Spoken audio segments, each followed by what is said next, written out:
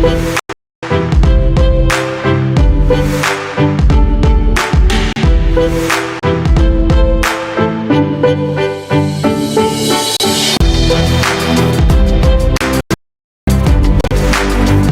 morning and welcome into the show. Thanks for tuning in on this Monday morning, April the 27th. Thanks for tuning in. It is Daniel Workman coming to you live from the Dream Edge and 8 Sports Studios. It's 9 a.m. on the East Coast, 6 a.m. out west, and all time zones in between and around the world. Thanks for tuning in. We had a packed show today because for most of the hour, we were able to recently catch up with Paul Kennedy of Soccer America, and they've just entered their 50th year in operations, and we brought Paul on to talk a variety of U.S. soccer subjects, and we dig into the Development Academy and other observations that seen over the decades and things he's seen over recent times as well. So that's coming up here in just a minute. But before we get to that, I just want to say that our sponsor for the show today is Ductic Brand, DUKTIG brand.com. And you can learn more about Ductic Brand by going to ducticbrand.com. And if you find something you like, maybe it's for a player in your house, maybe it's a thank you gift for your son or daughter's coach. But when you go to checkout, use promo code DWSHOW. You'll get 10% off of that order at ducticbrand.com. And again, most of the hour today is our interview that we were able to do, a Zoom interview with Paul Kennedy of Soccer America, to kind of pick his brain on what he's observed, what he's seeing, and what he thinks is going to be the landscape looking forward, at least in the near future. So that's coming up here in just a minute, right after this message from ducticbrand.com.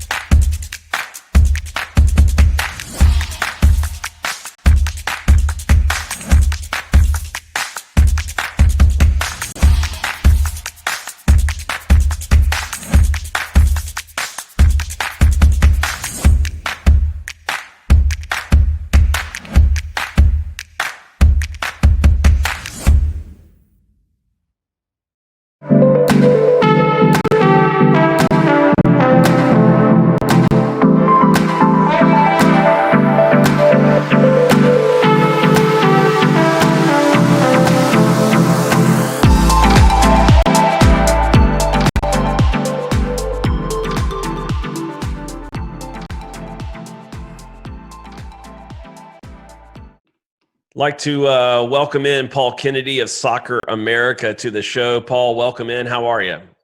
Good. Thanks very much to have me today. I'm doing well, and like everyone, I'm just hanging in there, trying to stay safe and take advantage of the good things we have. Which right now is we got good weather out here.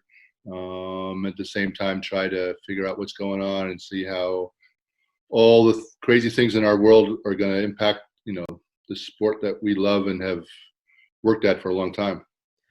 Speaking of the sport you've covered for a long time, before we get into the actual coverage, You guys are entering your 50th year, Soccer America, and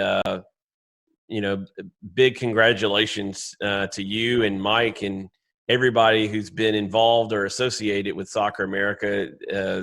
There's something to be said for that longevity. So I just wanted to say, congrats on that. Any big plans with Soccer America in your 50th year in terms of any kind of anniversary type of additions or special projects? We're talking with a number of people about doing something, whether it's, with displays of what we've done through our history and at some events during the course of the year. But obviously right now, so much depends on these events, taking place, which we just don't know. But at the same time, when the 50th year started a couple of weeks ago, I made sure that, just people knew about it, but at the same time, it was like everyone having a birthday these days. Unfortunately, celebrations are pretty muted these days, and hopefully we'll have more, like everyone else can go out and celebrate their birthdays with friends and family in a bigger way soon. Yeah, I hope so. I think an accomplishment like that with all of the upheaval and the comings and goings within American soccer, the fact that you guys are still around 50 years later should be something that I think is celebrated, and so hopefully you guys get that chance. Thank you very much for that. And a couple of things I would say, and I mentioned at the time is that probably the thing I'm most proud of is that we're probably as relevant today as we were when we started it, and the point being that Soccer America was able to find a voice for soccer in the early 70s because there wasn't one. Obviously today it's different, where with the internet and with so many people growing up knowing the sport, it's a lot different. But at the same time, many of the issues that soccer faces still remain the same. A lot of it going back to issues at the local level of just simply how you make the best, and how for your players, how you make the best opportunity for your club and going forward. And so that a lot of that hasn't changed. And it goes to the fact that soccer as a sport 50 years later remains a very imperfect thing. Right. And and it's always been, I've argued, I guess I put it this way, having been involved now for 50 years, I look at everything that's happening today with a little more reflection, obviously, and aren't, and we'll take into account how much it's progressed, but also take into account how much of a struggle it was, and how much that, when it started out with nothing. And that what has happened since then is everyone trying to fast track the development of the sport, where so much of what is really necessary for a sport to take hold is its passion within fans and within players and with families, which is a generational thing, which can only take time. And so we're trying to make up for time. And so many of the mistakes that are happening and many of the problems that are happening today are because of that. And I can look at something like, one of the things that's been in the news the last couple of weeks was the demise of the Development Academy, where, there were a lot of good ideas around it and a lot of reasons why it started in the first place. But, it was trying to take soccer and put it on steroids at a point in time where, it wasn't going to accomplish or solve the problems that existed at the time.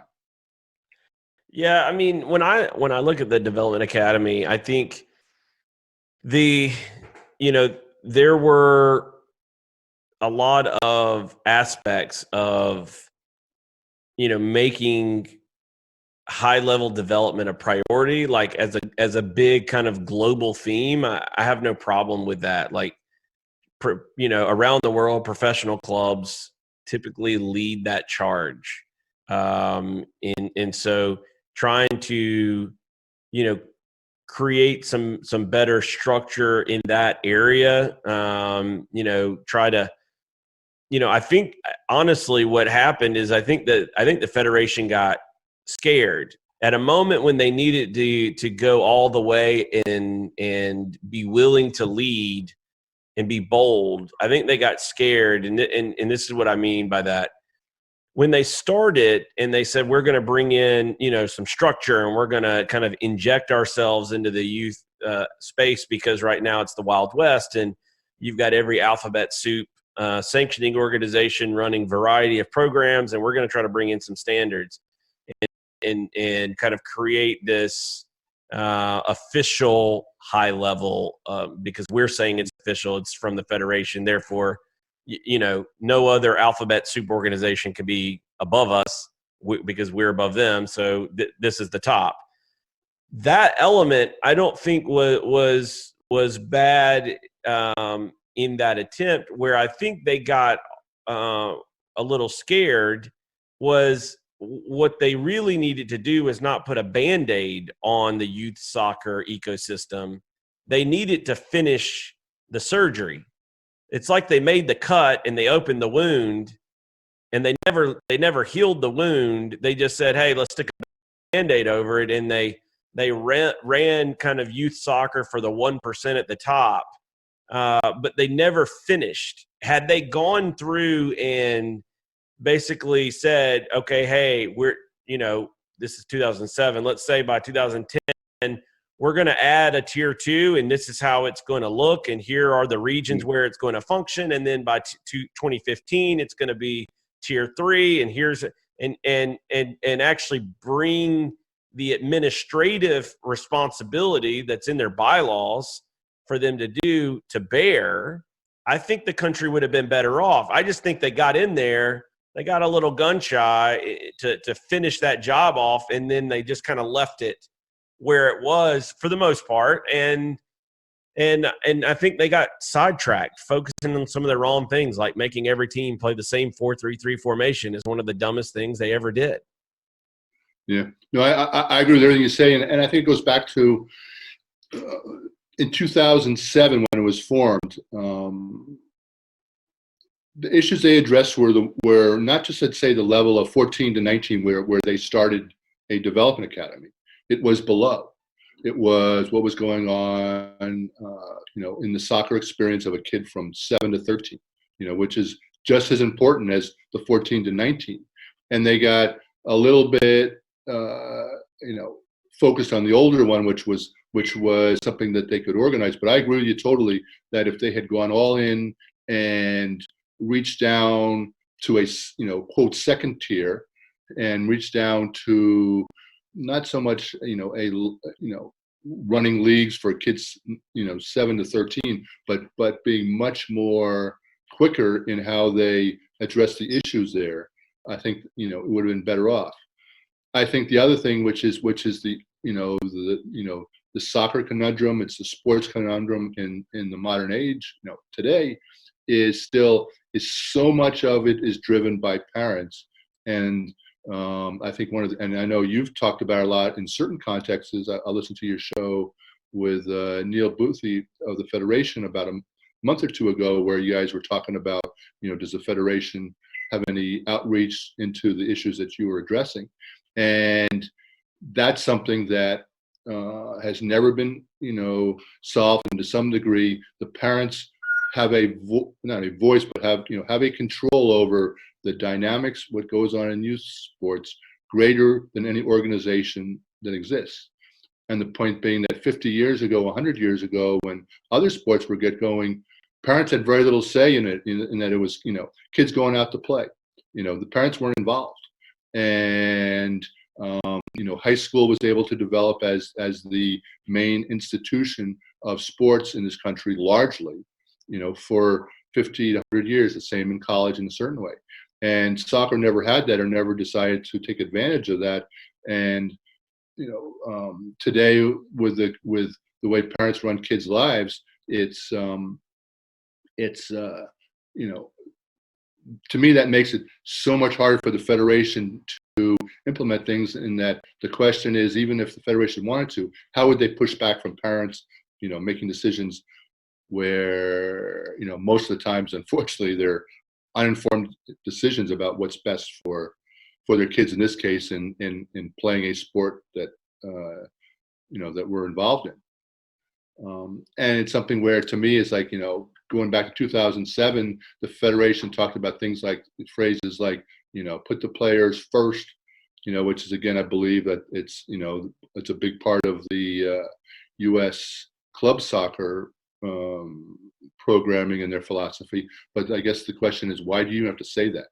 I mean, that's Right. sort of, if that's not what is there to begin with, is, there's something wrong. For sure. I came across a story that we, Soccer America, done in 2007 that Mike Watala did about the start of the Development Academy, and one of the architects of the program was Kevin Payne, who at that time was, I'm not sure whether it was back with DC United, but he had been involved in MLS since its launch. He was very close to Sunil Gulati, and he was the head of the Federation's technical committee. And he said is that, their goal was to find ways for parents to measure the experience their children had in soccer more than wins and losses. And my point would be is that if that was the goal, that's going to be a very tough one, because one, how do you ever measure that? And two, that's something for a parent to measure.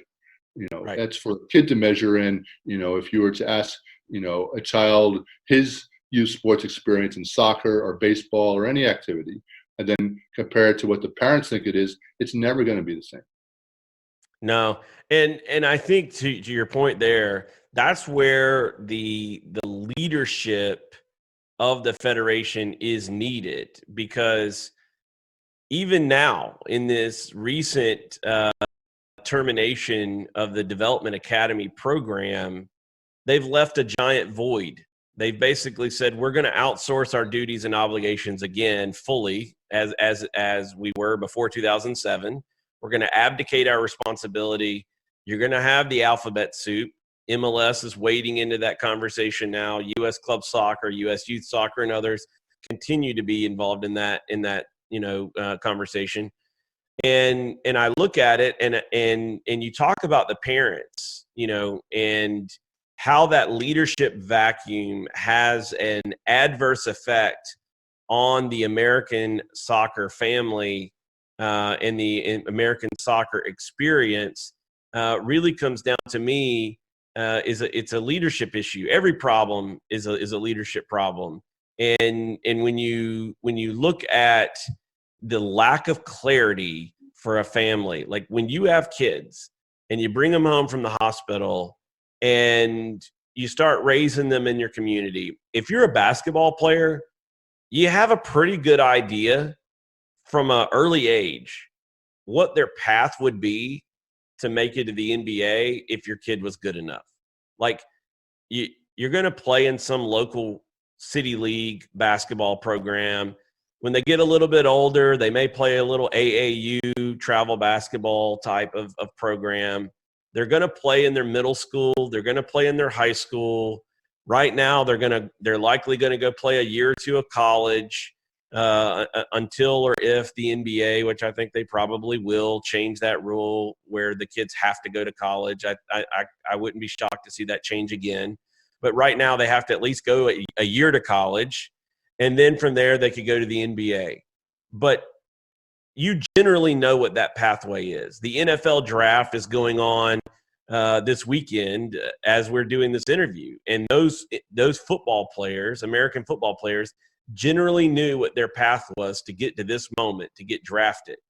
You go to an American soccer family, ask them what their pathway is, and then you sit down with them at a board and say, here are all the options. It's a spaghetti soup of alphabet and numbers and no clear direction. This is where I think the Federation has missed it. Not providing clarity has basically forced parents into a position where they have to be overly involved, because if they're not navigating the path with and for their child, there's no clear direction of where they should go, because you have U.S. club soccer running their program, USYS running their program. Now MLS is going to enter running their program.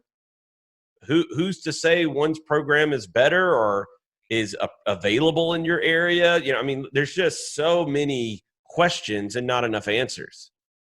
I think to your point, I agree with you. And I would use the example of so much of it comes right now with, so much discussion with the coronavirus pandemic and all the implications of it in our country, of sort of the definition of what is a leader.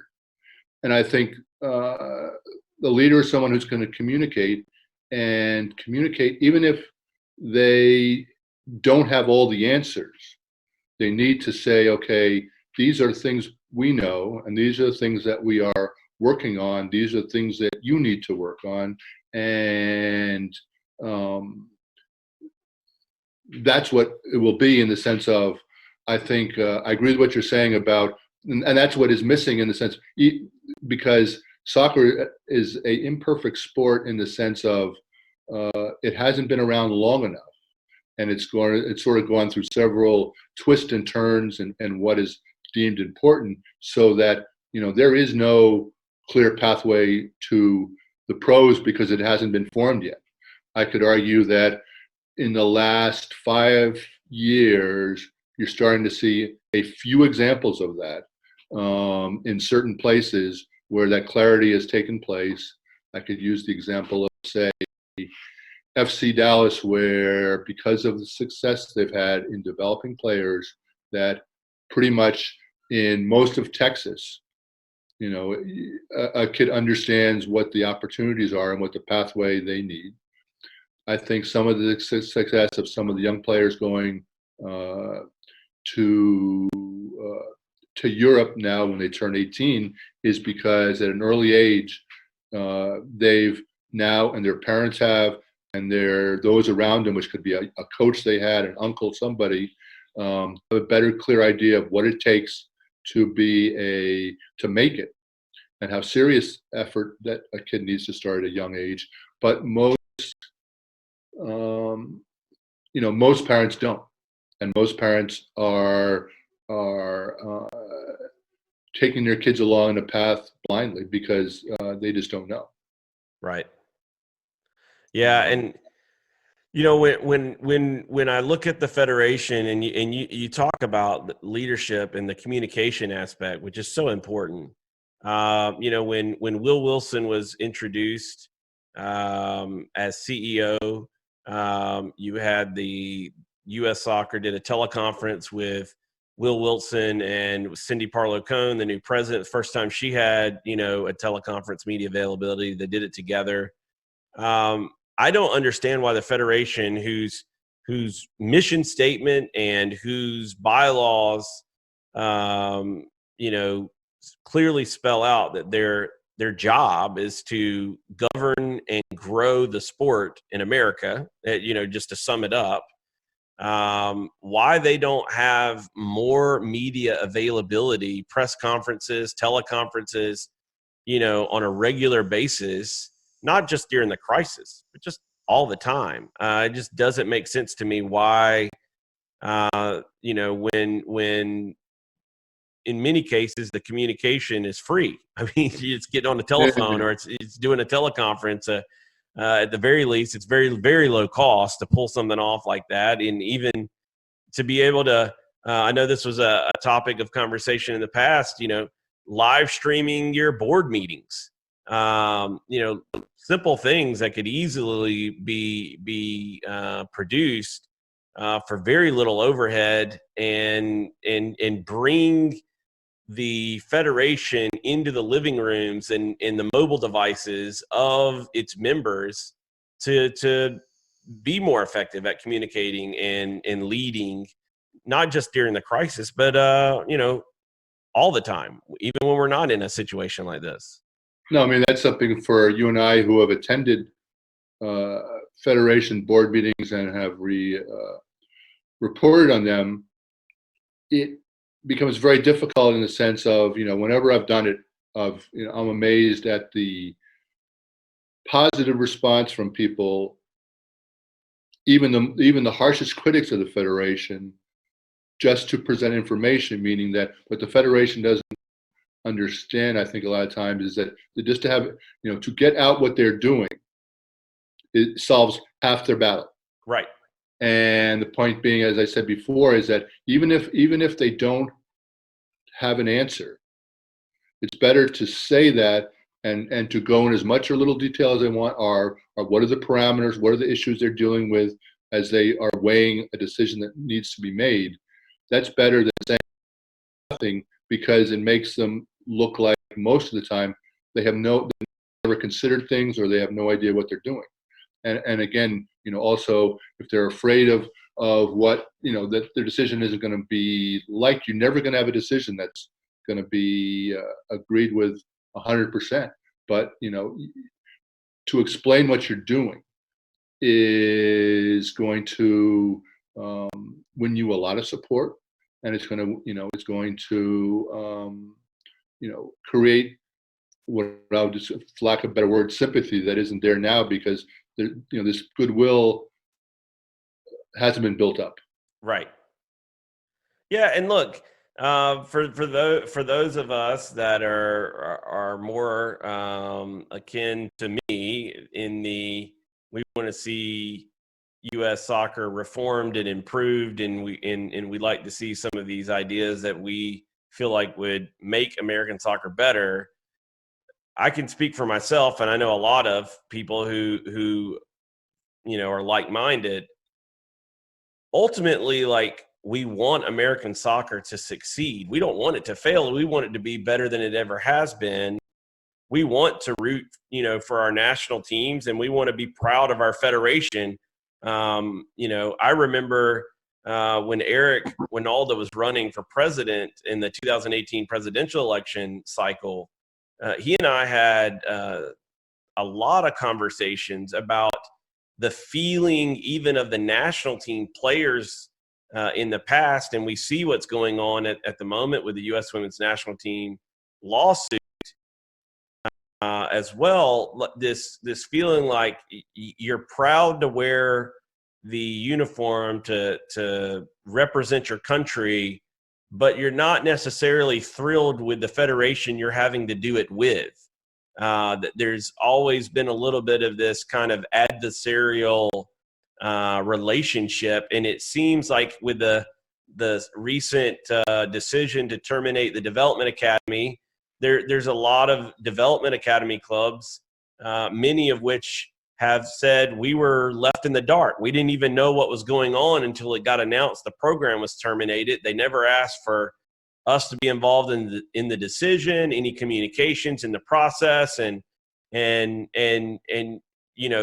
these are clubs that have invested time and resources into becoming a DA club and being in the program. And I've heard and spoken to several who said, look, we offered to help offset some cost or take some more cost on ourselves versus the federation to make the program more sustainable if that was a budgetary issue that was really causing some issues. So it just seems like the posture of the federation in the past, and with Will Wilson and Cindy Cohn, they've got an opportunity to change this, but so far there's not been, at least in my view, enough transparency and outreach to the members and the stakeholders to change that perception and culture. And I really think, as you pointed out, that is such a big part of this, that we may not always agree with an outcome or a specific decision, and likely you'll never get consensus across the country. I mean, that's just part of being a leader. You have to be used to that, and I accept that. However, you do yourself a major disservice when you don't reach out to people and just at least let them speak. Let them give you the feedback, bring them into the process, and then you can still look them in the eye at the end and go, look, I get it. I hear you. I know it. It's terrible. It sucks. It's not what you want to hear, but this is how we have to go with this decision. Fine.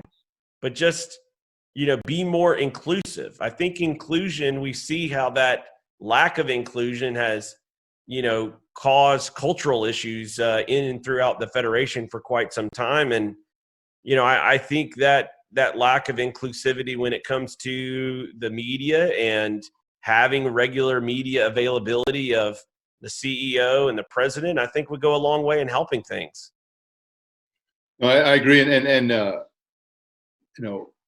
it goes back a long time in, say, in the Development Academy, where last year they decided to tier the upper boys division. And again, it was a decision that literally the clubs found out about when the release went out, meaning there was no clear perception that this was coming down or what would be the reasons for it. And again, to give clubs an idea of, what,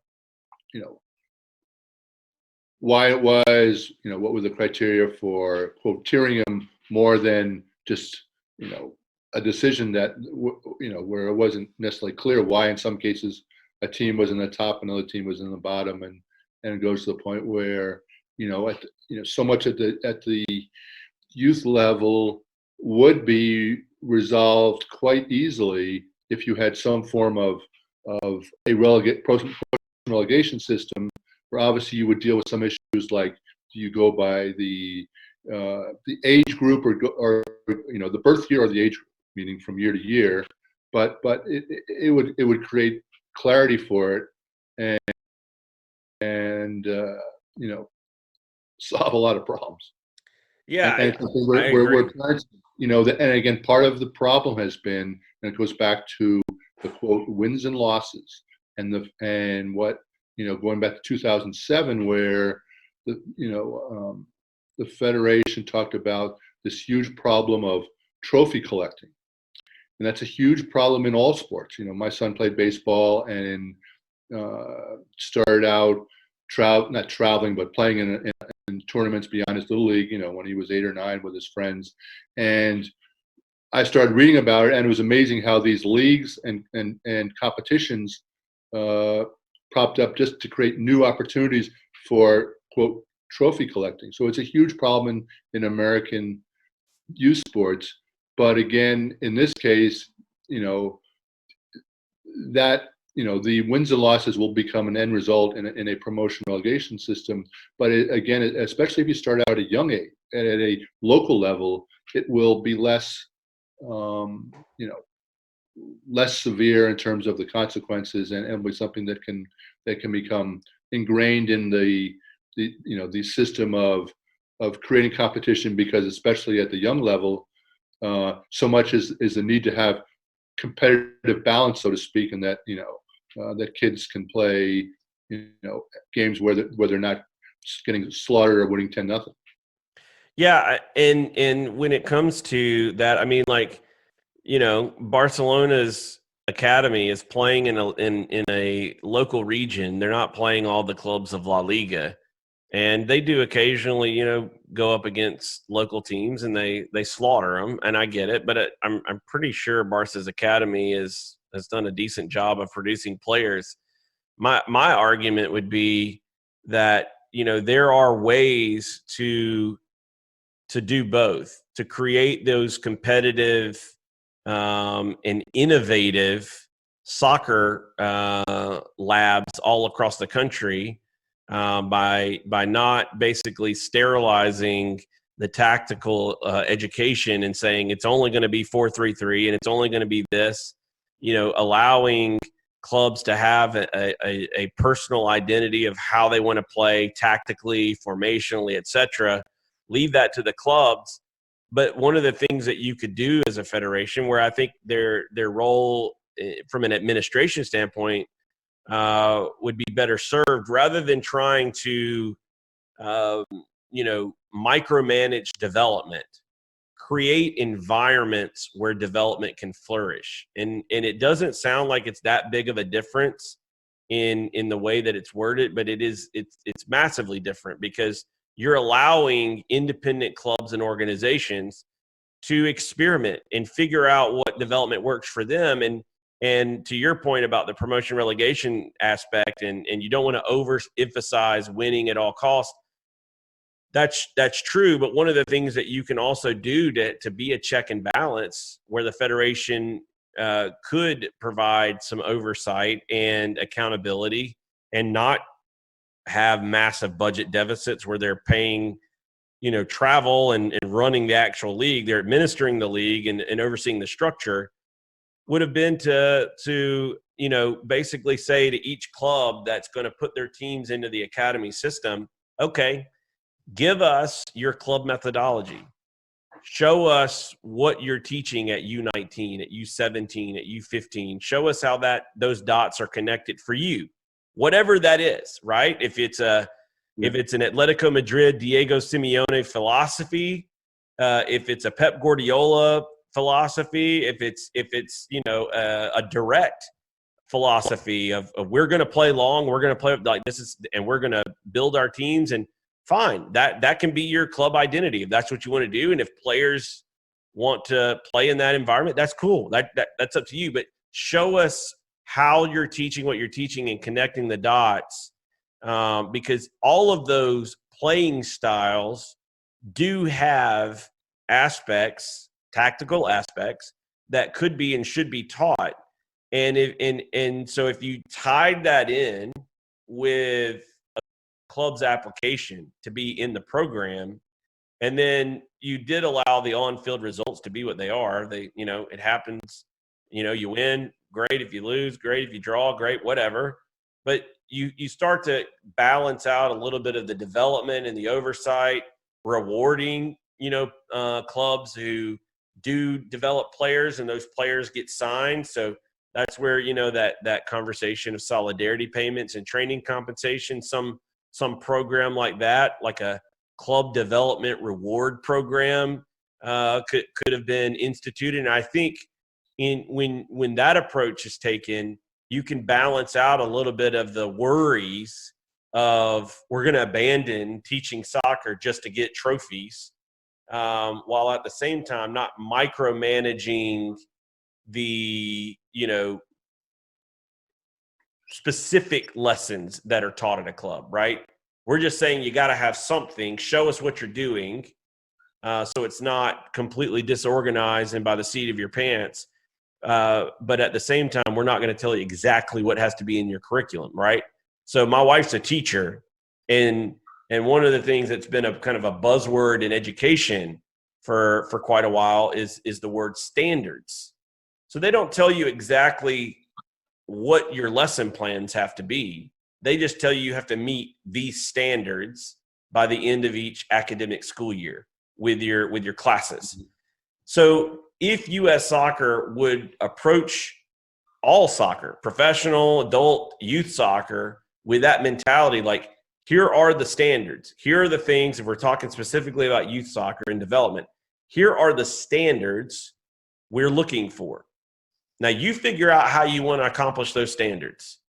You figure out exactly what kind of style of play and club philosophy and methodology you want to undertake. That's up to you. If you like the Dutch method, go there. If you like the Barcelona way, go there. If you like the South American way, go there. We don't care. That's your job. Innovate, grow, do what you do, and be you. That's cool.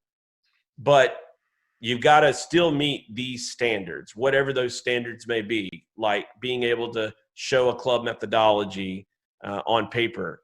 That could be one of the standards, right? That you have to have included in your methodology certain benchmarks or milestones, or the way that a club is figuring out how to track the development of a player. Maybe it's player retention, whatever. You can create those standards and then approach the game from more of an administration standpoint, rather than the way they went with the development academy. When you look at where we are, the aftermath, it's over, at least for now, with the development academy. Where do you see this going? There are rumors swirling all over the place about this league being formed, and MLS doing this, and MLS partnering with this organization, and blah. I mean, it's just all over the place. What are you hearing? What are you thinking might happen here in the aftermath? I mean, right now you have won't call it a war, but you have now basically three groups figuring out how to align. You have MLS clubs, which have a lot invested in this, millions of dollars invested and tens of millions of dollars invested in complexes for their kids and all this stuff, and figuring out what to do. You have the ECNL, which has been around a while. ECNL has already attracted a number of teams. Then you have probably 50 or so BA clubs that are deciding what to do. And I think in the next couple of weeks, we'll see what happens. I think the hard part is because the federation left it up to them 2 weeks ago to figure out what they do on their own. That they among themselves are having to decide what they want to do. In some cases, you have say in the Northeast, a lot of the GA clubs have banded together and are agreed that whatever happens, it will go together. You have issues of, do you go 10 months versus something less than 10 months, meaning do you go high school or no high school? And I think that's one of the dividing lines right now with DA movement. And so that a lot of them are trying to figure it out. And on top of that, you have tremendous pressure that clubs are facing from their parents because they, quote, need to decide when at the same time they have no idea what they're going to do themselves because of the coronavirus and any number of issues that can impact a family, whether it's employment, whether it is ability to move around, whether it is not knowing how involved they can be in their children's lives, more or less going forward in the sports. So that's something that there's just so many issues up in the air that make it hard right now for clubs to decide. But I think by the beginning of next week, we'll start to see some answers in terms of where clubs are moving. And sort of the irony is that MLS had moved, and this is to the Barcelona example a little bit, is MLS clubs were quote concerned about the competition they were getting, which led to the tiering at the upper level last year.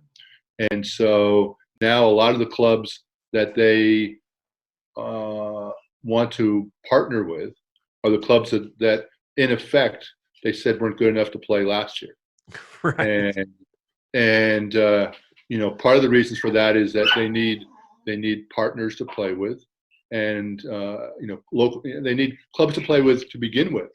Right. But at the same time, even more so, since no one knows how soon clubs will be able to travel, they need local partners to be able to fill out a schedule. And so that's something in the Northeast that's easy. And that, as I said, I've said before that you can get from Boston to Washington reasonably well, and that whole corridor makes soccer very strong and always very strong. But that ability to move around isn't true, say, in the West Coast, where you really have three pockets. You have the Northwest, which is mostly Seattle, a little bit Oregon, Northern California, which is the Bay Area where I live, and then you have Southern California. But then you have pockets, say, in Arizona, where to get from Tucson or Phoenix to LA, or from Las Vegas to LA, you can do, but it's a hike. Yeah. But then you have someone like, say, Utah, where the Real Salt Lake has had a development program for many years, very produced some good players. Their owner, spent $80 million on not only a complex but a high school and dormitories, the whole 9 yards of this. But for them, or for somewhat other areas, they're so isolated that it's very hard to do a lot of travel, to do a lot without traveling. But the point being that to a certain degree, we can't solve every problem of every local community at this time. And I would use the example of other sports where just because you were isolated in an area because it was more rural or because of the population within the state doesn't mean over the number of years you didn't have athletes come through that were great athletes. It just took time, and it took the fact that the local structure was strong enough to support them. And that's something, again, with soccer, we're trying to solve every problem right now where it's going to take any number of generations for those problems to be solved. And so, we can move forward, but we're not going to expect that everyone's going to have it perfect. And at the same time, we should not expect that to do this, we have to have 15-year-old kids getting on a plane every 2 weeks on a hour or 2 hour flight. Yeah, I agree. I have debated some people on that flight piece quite a bit. I'm just like, do you not understand how crazy this is?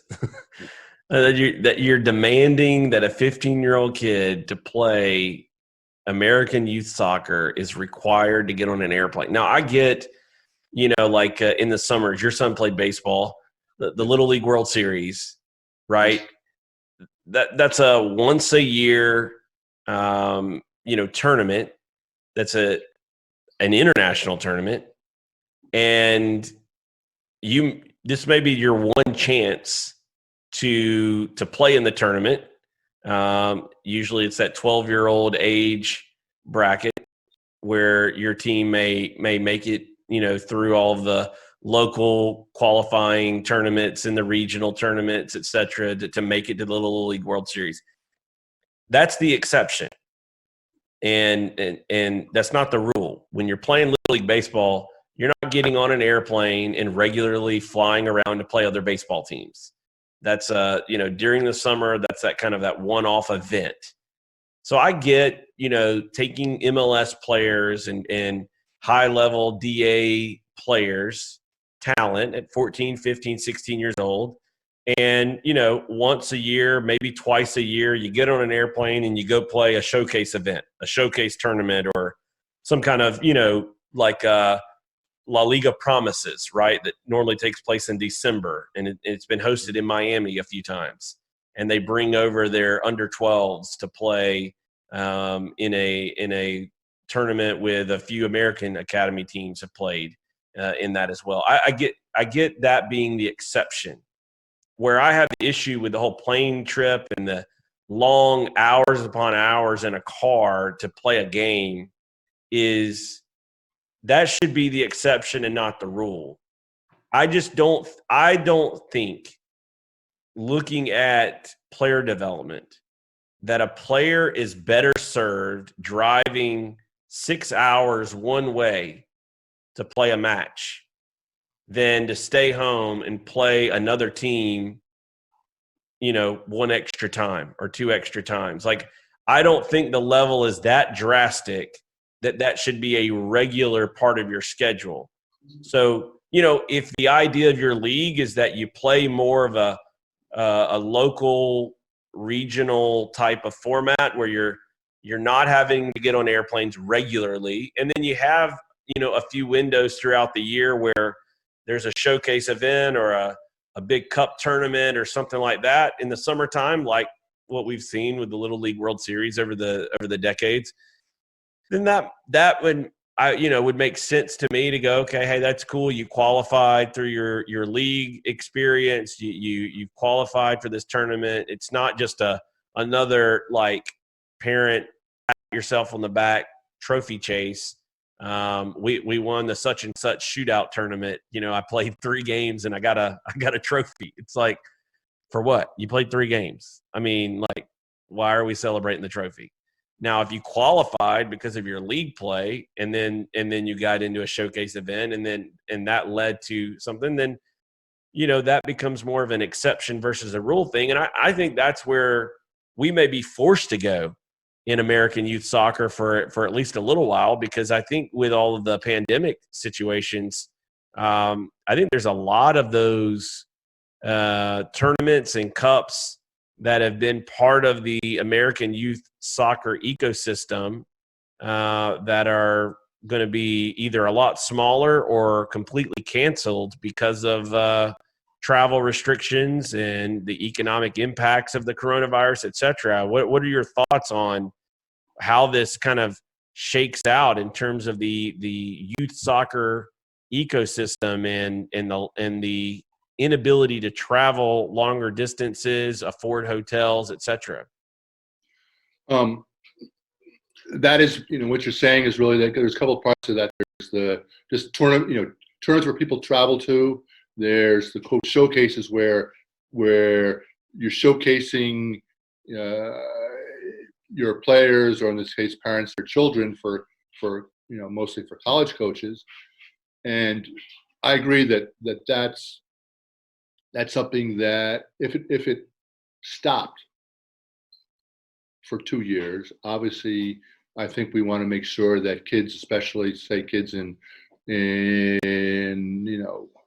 high school sophomores, high school juniors, high school seniors, who want to have pursue college soccer for all the good reasons that exist as a opportunity to participate in college activity, still do it and still have that chance.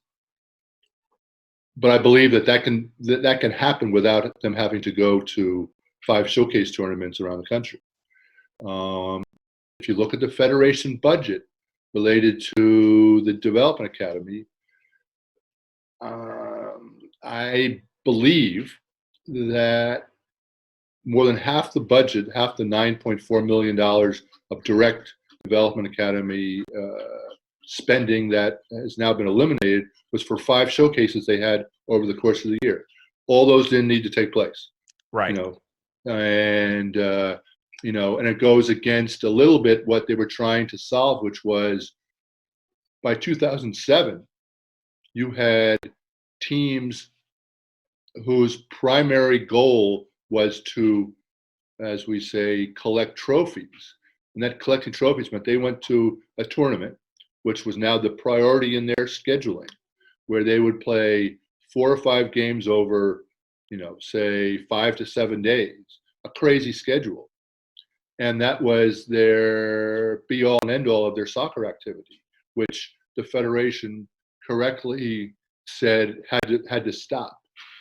And a little bit, obviously, the emphasis became much more on training as opposed to playing, although that in and of itself, created some different problems of needing a lot more coaches you had to pay to train kids over the course of a period.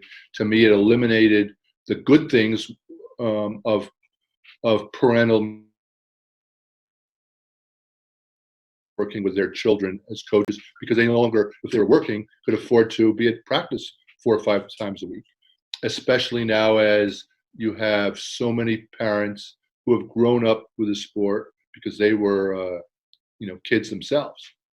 But if there were no showcases for the next 2 years, it'll be interesting to see what the effect is on this on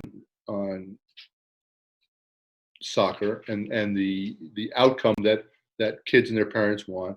And my sense is that in most cases it will be that it ended up pretty much okay. And I can say that for myself as a parent of a child who grew up playing baseball. A couple of points I would make is we were in the Bay Area, and until he was a junior in high school, we never flew anywhere. We never had to drive more than an hour. We were fortunate in that Northern California is a sports-rich community, but whether it was Sacramento to the east, Santa Rosa to the north, or San Jose an hour south, we could drive an hour and play all the baseball we ever wanted to do. And it wasn't until our son was a junior going into a senior in high school that we took a trip to San Diego, and then the next fall he took a trip to Las Vegas for a baseball tournament, but that was it. And so I think and my point being that in the end, our son played junior college baseball. He played Division II baseball. He's now living in the Netherlands, where he until the coronavirus shut it down. His first job in the Netherlands was coaching 2 baseball teams. And so my point being that his experience ended up as a great experience, whether it's from a baseball point of view, from a social point of view, whether a college point of view. And I think that's something that parents lose sight of a lot of times, and that these showcases mean that not only do they have to go to a showcase, but they have to go to 2 or 3 or 4 or 5, because they're not going to go to one showcase, and a coach is not going to say, okay, we love you and we're going to have you come to our school. But it's that endless search for something better that has driven this industry, that's created so much of the excesses that have continue a lot of these problems. And again, I will go back to the DA in the sense of what would have happened. What would happen if the federation had gone back to the clubs and said, okay, we got to cut $5 million out of our budget, not 10 million. Can we survive if we don't do our showcases? And I'll bet you, it might not be an easy sell in some cases, because you have these mega clubs which have got so much money that they can pay for their kids to, for their travel. But the point being that I think everyone would have lived with that and perhaps gone forward. And it's the same example right now. One of the issues we've been covering is you have a lot of colleges, Division I level, where they are facing, incredibly difficult decisions because of shortfalls in revenue related to the coronavirus. A lot of them are worried about what will happen if football doesn't come in the fall, and they would like to cut. They want a waiver so they can cut the minimum number of sports that are required. Which, if passed, would make men's soccer particularly vulnerable because of the number of kids that are on a program, and the fact that they can't do it. They'd have to cut on the men's side because of Title IX considerations. And I think one of the things that everyone's saying is, okay, well, would it be solved by just cutting the program, or can we across the board cut back on some of the excesses or some of the extra things that we really don't need? Do we need to have 25 kids travel versus 18? Do we need to have 2 or 3 communications department people, whether it's video or PR, go on a trip? And the point being that I think for so much of the sports in this country, partly because it developed over the last 10 years with a very good economy, is that there's a lot of excess in there that if it was cut back, it wouldn't mean the end of everything for everybody. Yeah, that makes sense. And I think a lot of people are going to be facing these tough decisions, whether it's colleges, whether it's we've already seen this with the federation. Even though from the outside, I don't know that I would have made the same decision that Will Wilson made as CEO of terminating the DA program. I do commend him and Cindy Cohn for making a decision, because sometimes paralysis by analysis is just as, if not more, harmful than not making than making the wrong decision. So,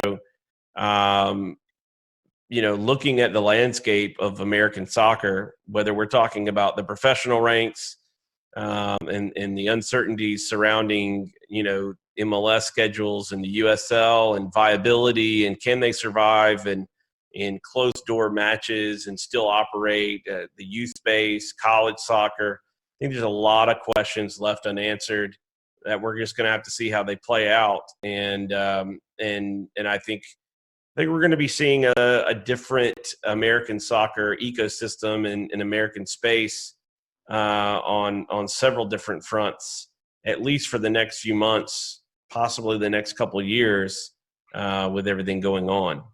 So, Paul, really appreciate. Yeah, you got one last thought for us?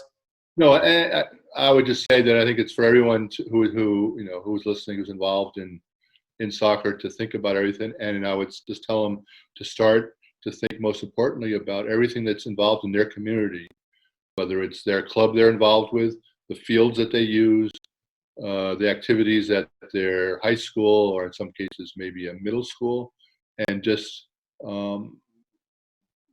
be active in doing the best to support it so that it can go forward in the best possible way, because we can't take anything for granted anymore. That you're absolutely correct on that. Well, Paul, I appreciate you stopping by to join the show and give us your thoughts on the American soccer landscape at the moment. As I said, congrats on entering your 50th year of Soccer America, and definitely look forward to having you back on again in the near future. Best of luck with Soccer America. And how can people find a link to the website and subscribe and get all of your content? You can go to socceramerica.com is our website, and by reading a story, if you're not already a member, all you need to do is give us your email address, and you can start reading 3 stories free per month, and you'll start getting some of our newsletters, which will give you an opportunity to see what you do. And you can reach me, Paul Kennedy, at PK Edit on Twitter. Awesome. Well, thanks for coming on the show. We appreciate it. Thank you, and all the best, and I always enjoy being with you. We always appreciate you coming on. You and Mike both have made some video appearances now on the show, and so it's a new chapter with you guys coming on, doing a little video with us for the show. So we appreciate that as well. Oh, you're welcome. And I enjoy in my old age, I enjoy the video a lot more than I do phone calls for podcasts and radio. Well, there you go. Well, we'll remember that for the future. Take care. All right. See you, my man. See you.